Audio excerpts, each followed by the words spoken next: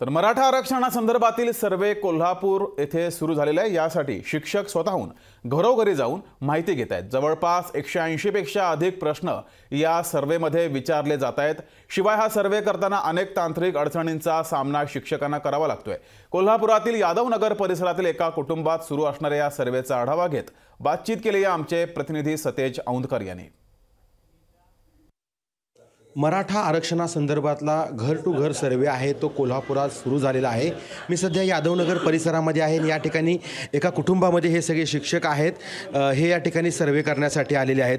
अनेक प्रश्नांची सरबत्ती आहेत ते या ठिकाणी शिक्षक आपल्याला करताना दिसून येत आहेत। खरं तर ॲप जे आहे त्या ॲपमध्ये विविध प्रश्न आहेत आणि हे प्रश्न जे आहेत ते इथं कुटुंबातील सदस्य जे आहेत त्यांना विचारताना दिसून येत आहेत। अनेक तांत्रिक अडचणी देखील जो सामना आहे तो करावा लागतो, कारण काही वेळा सर्व्हर डाऊन होतोय, पुन्हा एकदा लॉग इन करावा लागतोय आणि ॲप देखील काही वेळा ओपन होत नाही। अशा अनेक अडचणींचा सामना करावा लागतोय। आपण या ठिकाणी विचारूयात, हे कुटुंबातील सदस्य आहेत। काय सांगाल दादा, नेमके काय प्रश्न आहेत आणि तुम्हाला काय विचारलं जाते?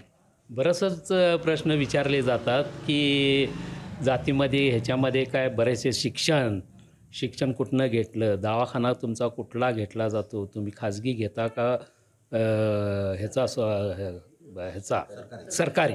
सरकारी दवाखाना। दुसरीकडे गोपनीय काही माहिती आहे ती विचारली जाते। तुमची जी वैयक्तिक माहिती आहे जी आपण सहजासहजी कुणाला सांगत नाही ती देखील माहिती या ॲपमध्ये तुम्हाला खरं तर विचारली जाते। हां, विचारले तसं आहे, पण एवढं हे नाही आहे त्याच्यातमध्ये काय प्रश्न विचारण्यासारखं आम्हाला सांगण्यासारखं एवढं हे नाही आहे। त्यामध्ये अडचणीचं सगळं हे होतं आहे। मी ज्या वेळेला कंटिन्यू करतोय त्या वेळेला एरर दाखवला जातोय, म्हणजे माझा नंबर अजून जो दिलेला आहे अपडेट करायला। सर्वे कसा करणार तुम्ही? आता सकाळपासून मी फिरतोय, माझं हेच प्रॉब्लेम असल्यामुळे मी काही करू शकत नाही। नक्कीच आपण पाहतो या ठिकाणी ही खरं तर लोकशाहीच्या माध्यमातून आपण एक्सक्लुझिव्ह दृश्य आहे ते दाखवतोय, कारण शिक्षकांना अनेक ॲपद्वारे हा जो प्रॉब्लेम आहे तो येतोय आणि तो कुठेतरी सरकारनं लवकरात लवकर सॉल्व करावा, म्हणजे जेणेकरून आपल्याला हा सर्वे आहे तो परिपूर्ण आणि चांगल्या पद्धतीनं करता येईल। शिवाय सरकारचे नोकरच आहे, आम्ही सरकारला सहकार्यच करतो, अशा पद्धतीची भावना शिक्षकांनी या ठिकाणी व्यक्त केल्याचं दिसून येत आहे। सतेज औंधकर, लोकशाही मराठी, कोल्हापूर।